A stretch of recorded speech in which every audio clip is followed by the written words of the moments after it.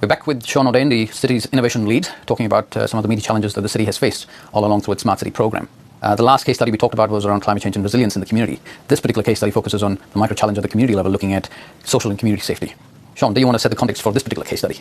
So we're very fortunate at Council to have a very active community services branch, making sure the streets are safe, making sure that different community groups are funded and worked with and liaised with.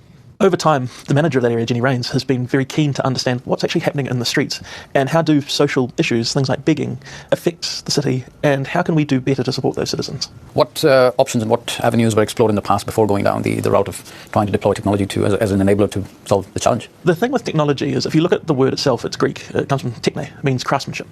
So all of the time in our Smart City programs, we're looking to achieve an outcome, and the Smart City is just the craftsmanship required to do it.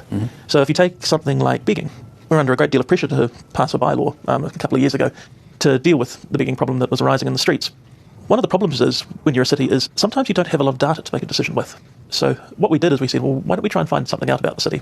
So what we did is we took our local hosts and the people who work in the streets and we shifted them to digital reporting. So that involved creating an app that fed into our spatial systems, which moved their reporting over time so that it would appear on a map and we could classify it and look at it. To actually do that, that meant sitting down with those local hosts and designing those forms. It meant teaching them about privacy, making sure they didn't contaminate the data. It also meant understanding what problems look like on the ground and how they get classified. And what that did is it gave us a picture of where begging was occurring according to what our people see. To index that, we also used a bit of vision learning in Cuba Street and taught a camera and a distributed computer to simply understand begging behaviour and record whenever a beggar was present. So it's behavioural learning. It's a little bit different from facial recognition. It's not recognising a person, it's recognising what a person's doing. Interesting. Because the problem with using human data sets like the local host is they can't be everywhere all at once. And then on top of that, we layered all of the data from Council's phone system, so whenever people would run up to complain.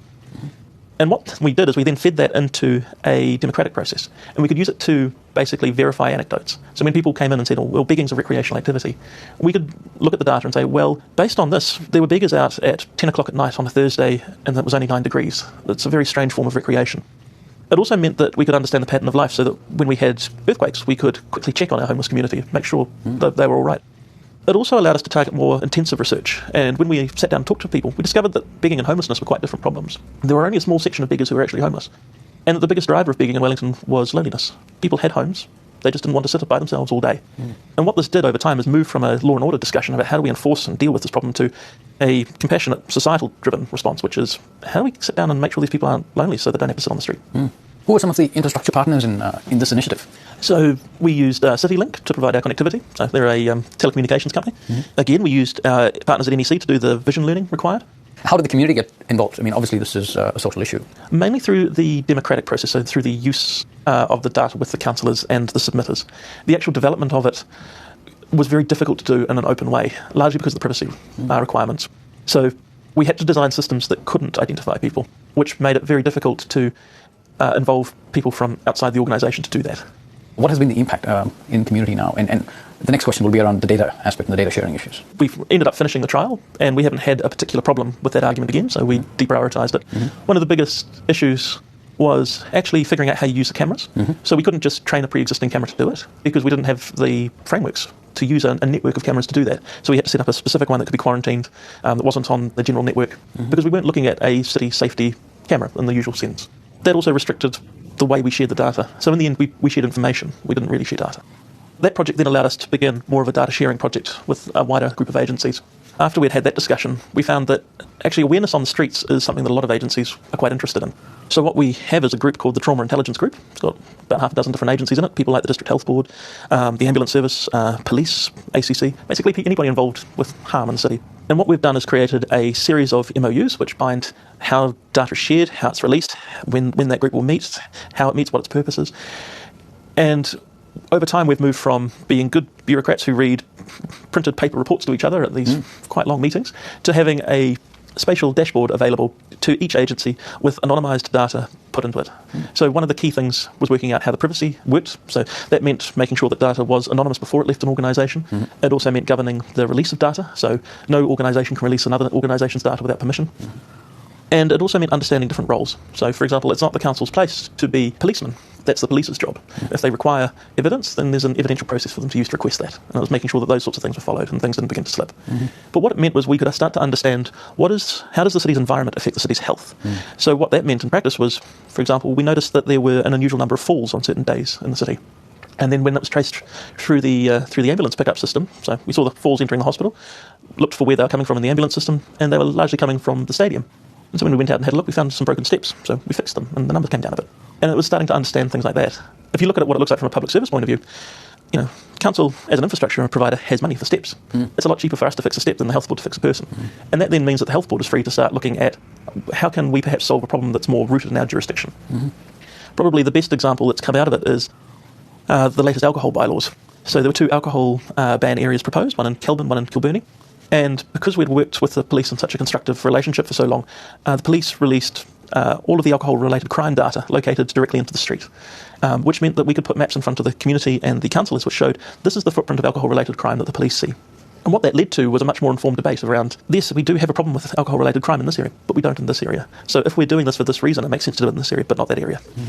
And what it meant was, because we were working from common evidence bases, it made the debate much more informed. So you were having discussions about how to interpret evidence, not whether people knew what they were talking about or not, which was much more civilised.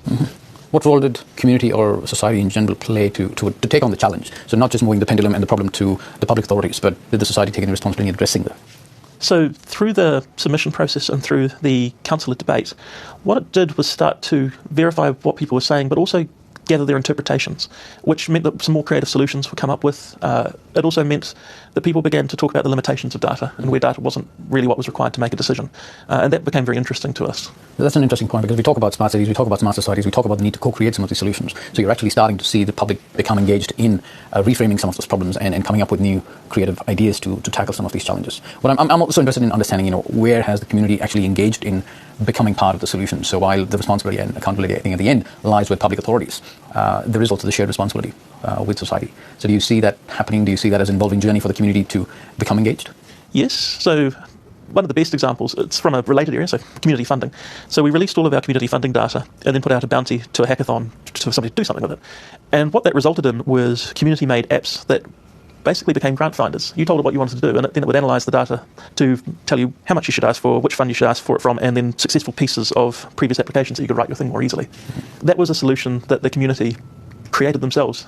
And it was a good example of part of the smart city journey is understanding you don't have to own the touch point with the customer or the citizen. So what were the lessons learned from this particular case, and the opportunities for scale-up and sharing of the experience with other councils across New Zealand?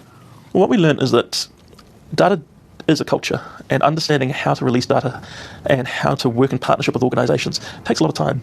It also means that you have to put in place an infrastructure for collaboration. So council's biggest contribution to those different agencies is that common mapping platform. Somebody has to own it, so we do. But in owning the platform, we don't own the data. And so you're seeing much more sophisticated models coming out.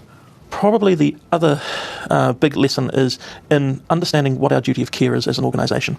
When you're dealing with more vulnerable communities, you have to take a more proactive stance than necessarily just data governance. And it's about understanding data as an aspect of what you do, not necessarily as a thing of its own. Fantastic. Thanks for sharing with us these case studies, Sean. As we started out this course, we started to talk about the route to smart societies is a pathway through smart cities, an urban infrastructure which is connected, an integrated innovation ecosystem, but also smart governance, which is user-centric and citizen-driven. As we've seen in the case study with Wellington, we've seen these factors evolve since the Smart Wellington program commenced. We're fortunate, and we thank Sean and the Wellington City Council for sharing with us their experiences and the time to document these case studies. Thank you very much.